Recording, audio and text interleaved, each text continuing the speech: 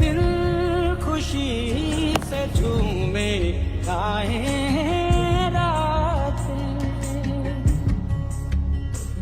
पल पल मुझे ওরে বন্ধু রে, দেখছত নি কালারটা? গাছ পাকাম। এই এটা দি নরম আছে, সেই মিষ্টি হইব।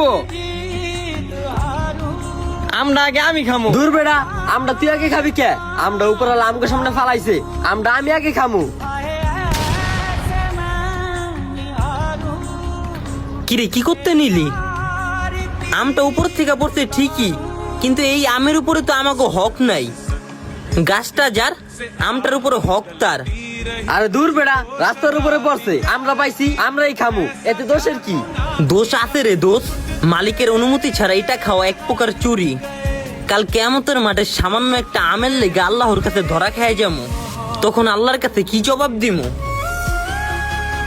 এই একটা আমের লেগে আল্লাহ আমাকে প্রশ্ন করতে পারে।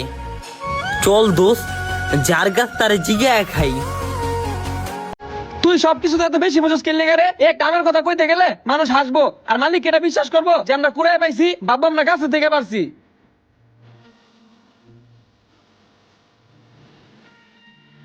বিশ্বাস করুক না করুক, আমাকে দায়িত্ব আমাকে পালন করতেই হইব। তোরা না গেলে তোর এই জায়গায় থাক, আমি একেই যাই।